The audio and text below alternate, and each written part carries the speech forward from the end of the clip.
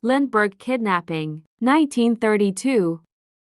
The Lindbergh Kidnapping, one of the most infamous crimes of the 20th century, took place in 1932 and involved the abduction of Charles Lindbergh Jr., the 20-month-old son of aviator Charles Lindbergh and his wife, Anne Morrow Lindbergh. It was a cold evening on March 1, 1932, when tragedy struck the Lindbergh family. The Lindbergh home in Hopewell, New Jersey, was filled with sorrow and disbelief as they discovered that their young son was missing from his crib. Kidnapping. At approximately 9 p.m. on March 1, 1932, the Lindbergh's nurse, Betty Gow, found that 20-month-old Charles Augustus Lindbergh Jr. was not with his mother, Anne Morrow Lindbergh, who had just come out of the bath.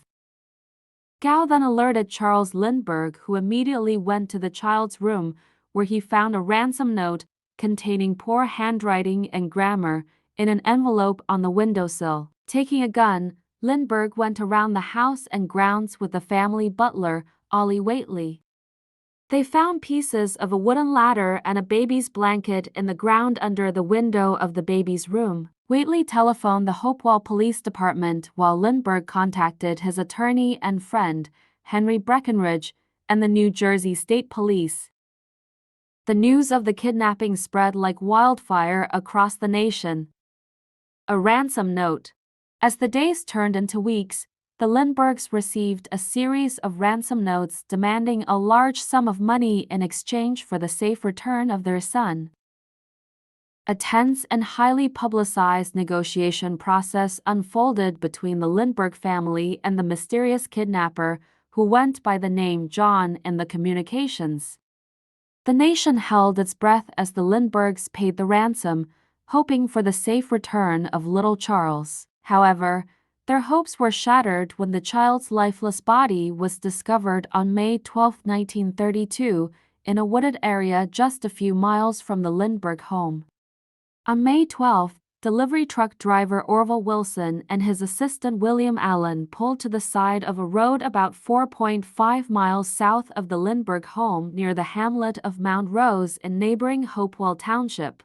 When Allen went into a grove of trees to urinate, he discovered the body of a toddler. The skull was badly fractured and the body decomposed, with evidence of scavenging by animals. There were indications of an attempt at a hasty burial. Gow identified the baby as the missing infant from the overlapping toes of the right foot and a shirt that she had made. It appeared the child had been killed by a blow to the head. Lindbergh insisted on cremation. The investigation into the Lindbergh kidnapping was extensive, and the authorities eventually arrested Bruno Hauptmann, a German immigrant living in the United States. Hauptmann was found in possession of some of the ransom money, and his trial began in 1935. Trial and execution. The trial of Bruno Hauptmann captured the nation's attention, and it was one of the first high-profile cases to be widely covered by the media. Hauptmann maintained his innocence throughout the trial, but he was convicted of first-degree murder and sentenced to death. Hauptmann turned down a large offer from a Hearst newspaper for a confession and refused a last-minute offer to commute his sentence from the death penalty to life without parole in exchange for a confession. He was executed by the electric chair on April 3, 1936. Case impact.